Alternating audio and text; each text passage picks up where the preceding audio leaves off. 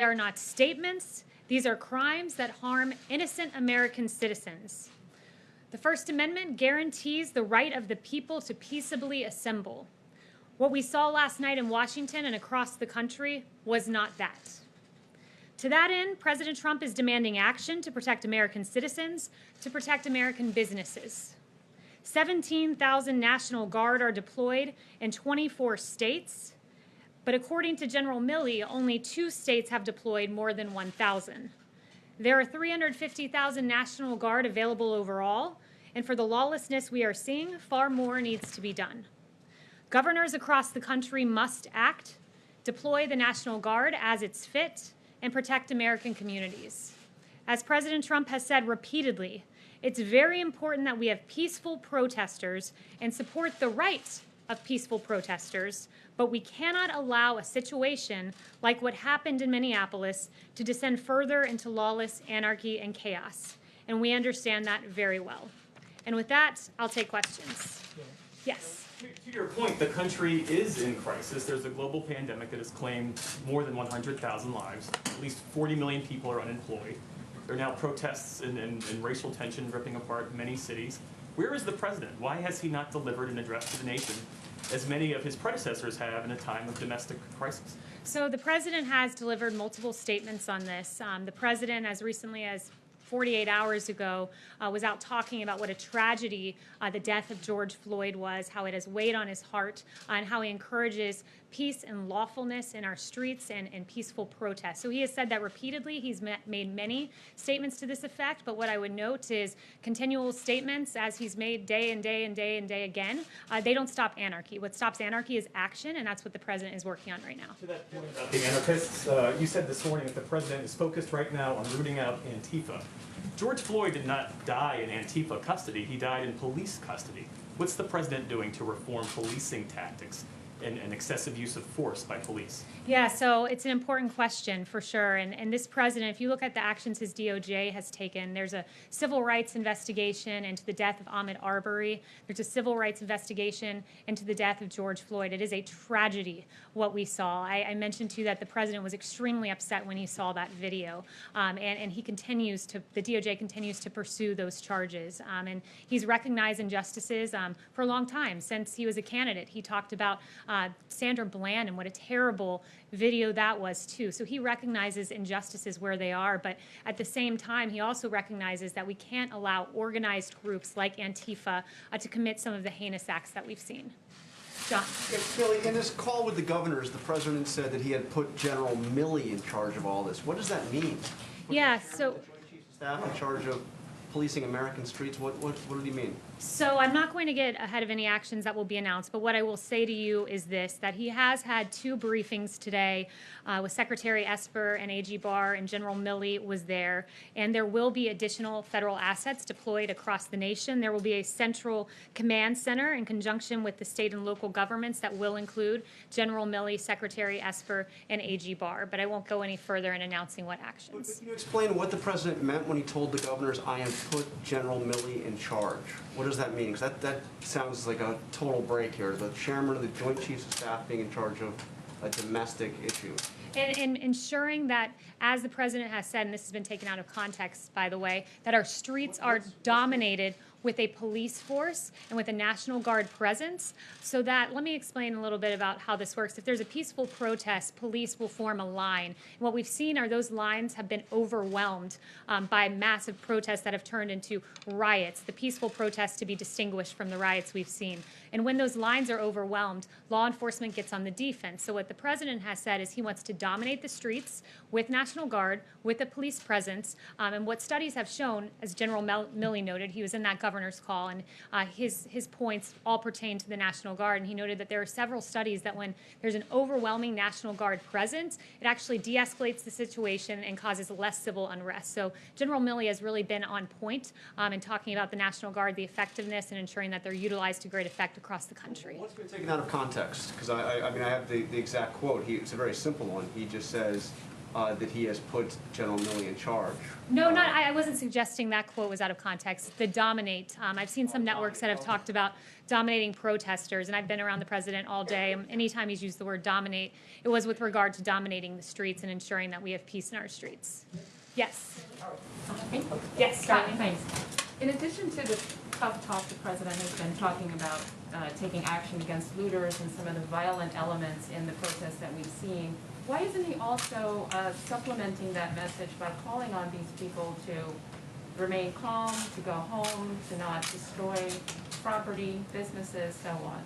Yeah, he has done that repeatedly. Look, he talked about understanding the pain that people are feeling, and he does understand that pain. He's talked several times about the right to peacefully protest, and I've seen some of these peaceful protests, some of these sit-ins, and it's a real shame when you have anarchy and anarchists come in and you have Antifa come in, and it really dilutes the message of the protesters, and it's a legitimate reason they're protesting. So he hates to see Antifa come in and really dampen that message, which has been in many cases peaceful, but has been overtaken and overwhelmed by an organized effort of people from out of state coming in and causing havoc.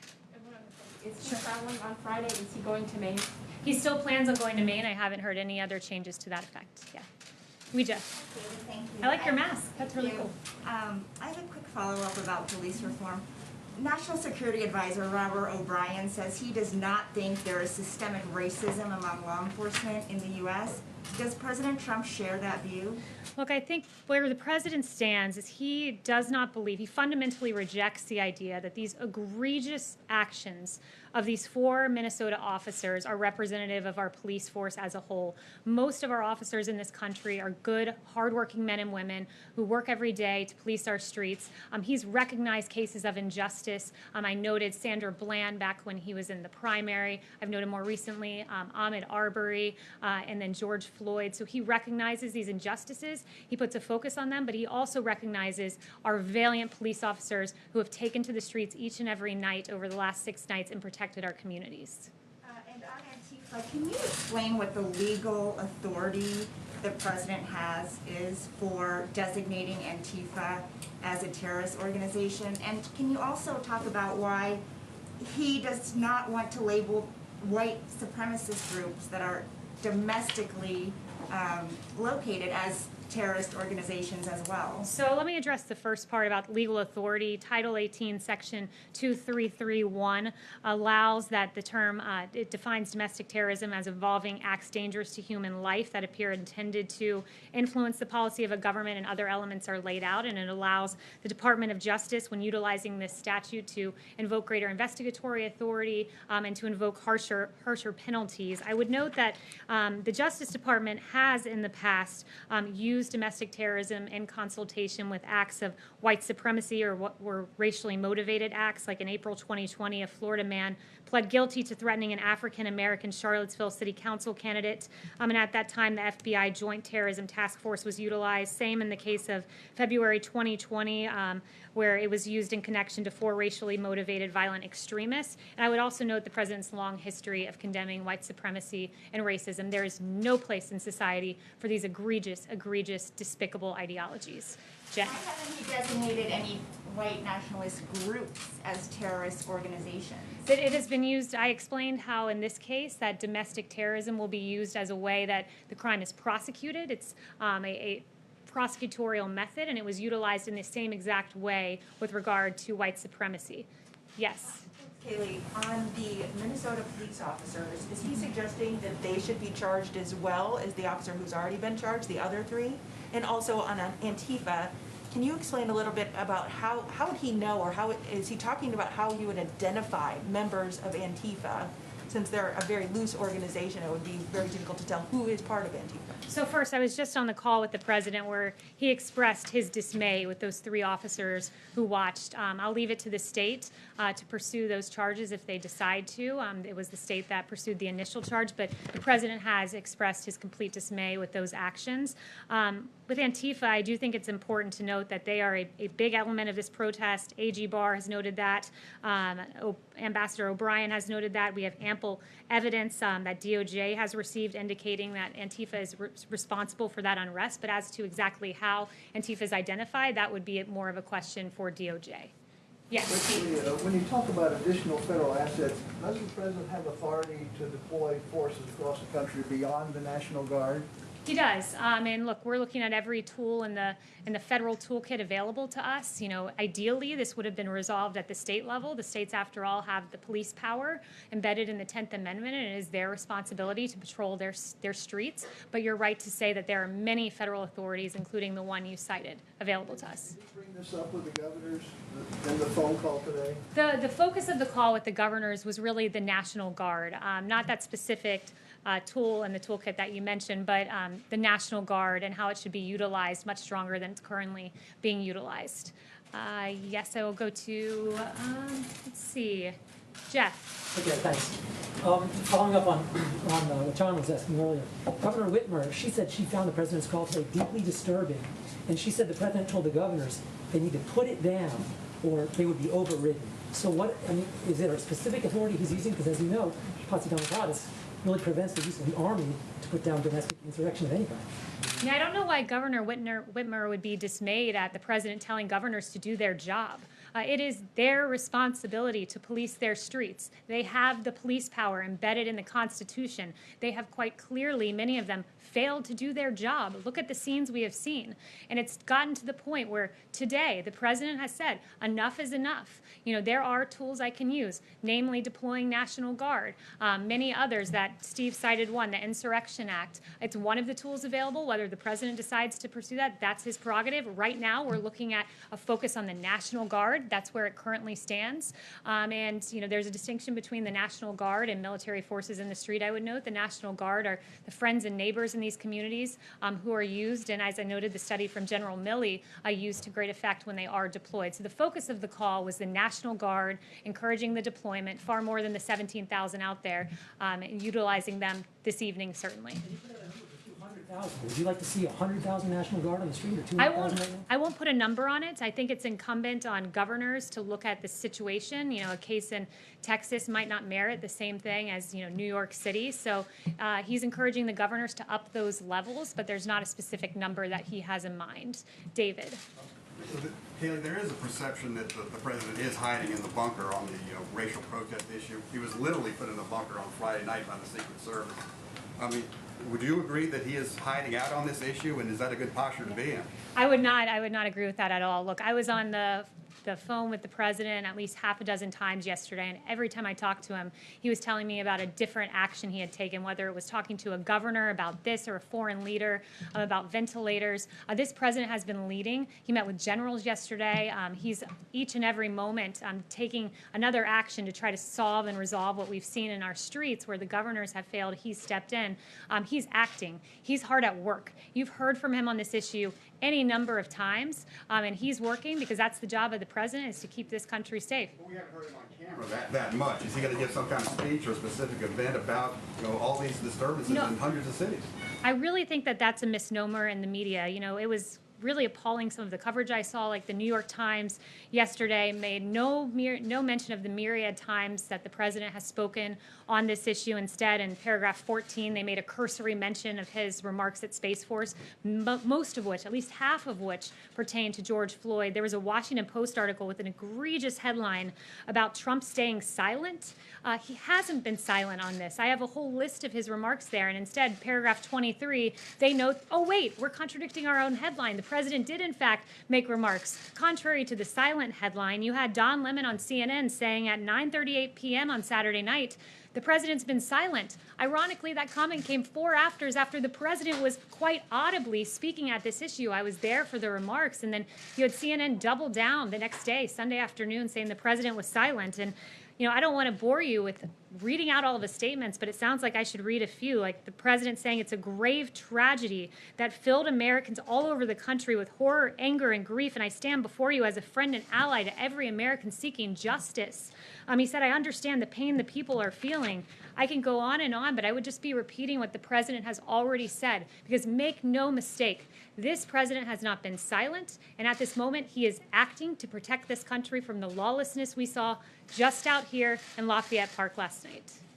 Yes. In a particularly egregious act, St. John's Church, Church of the Presidents, was targeted last night. graffiti all over, set on fire. What is the president's reaction to that, please? It's hurtful, honestly. I think it's hurtful on a number of levels. Look, the VA was defaced. Literally the word veteran spray painted out of the placard in front of the Department of Veteran Affairs. The Lincoln Memorial defaced. How does that make much sense? The place where the March on Washington began, that momentous occasion in the history of civil rights, that memorial was defaced last night. That doesn't honor the legacy of George Floyd. It doesn't. And certainly not the burning of St. John's Church.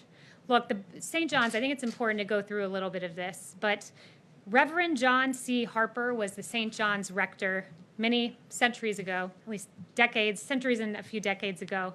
And here's what he was told. He was told he needed to close St. John's because he couldn't leave it open for the March on Washington because, quote, it might be a bloodbath. But he stood boldly. He stood boldly and he stood on the side of justice. And on the day the March on Washington happened, here's what was sung from that church. One family on earth are we throughout its widest span. Oh, help us everywhere to see the brotherhood of man. And of course, we know that the March on Washington ended with Reverend Martin Luther King Jr. giving that incredible speech, I Have a Dream. And that church, the same church that was burning last night, here is what they said, taking that bold stance to support Martin Luther King. They said this church building is open as it has always been. So all who want to worship here, the ministry of this parish is extended to any who seek it.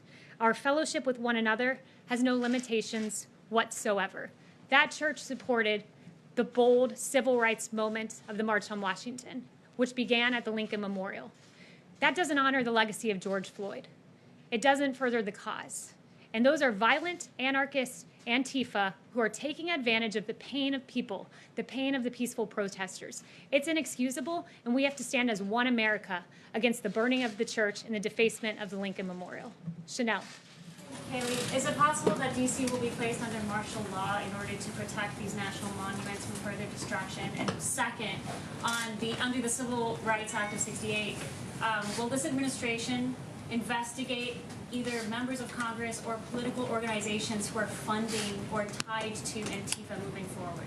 Yeah, you know, on Antifa, I think at this point we're pursuing the domestic terrorism angle. That's what the DOJ has decided. And what was your first question was about martial law? Law to protect national monuments in DC. Yes, so I have not heard that discussed. Any other questions? Yes. Thank you. Can you confirm a phone call earlier today between Presidents Trump and Putin?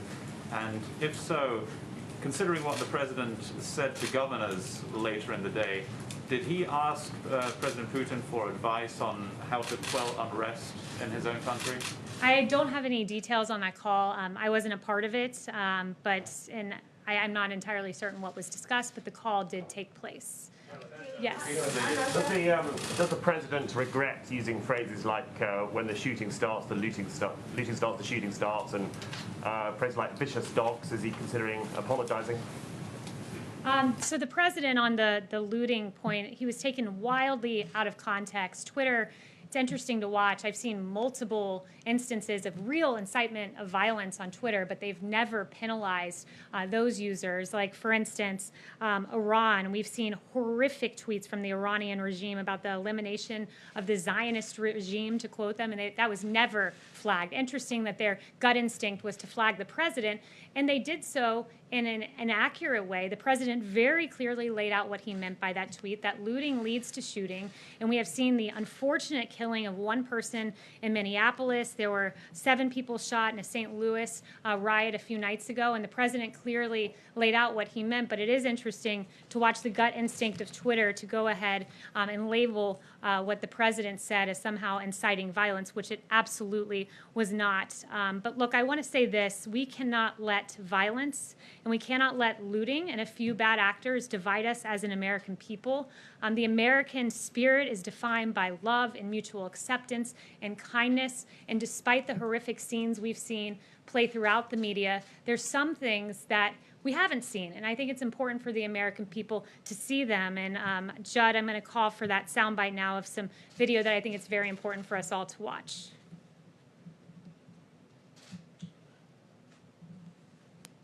We want to be with y'all for real. So I took my helmet off and laid the batons down. Yeah. I want to make this a parade, not a protest. Let's walk.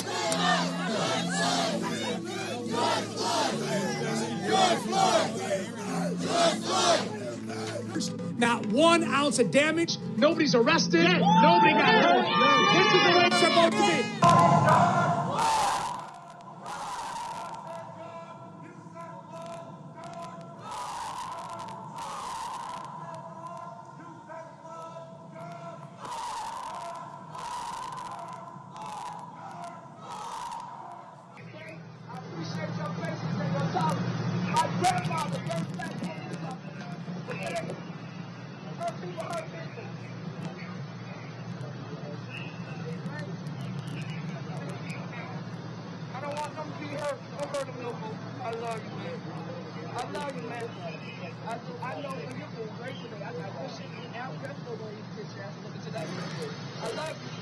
Louisville, a human chain protecting an officer separated from his unit. We're here with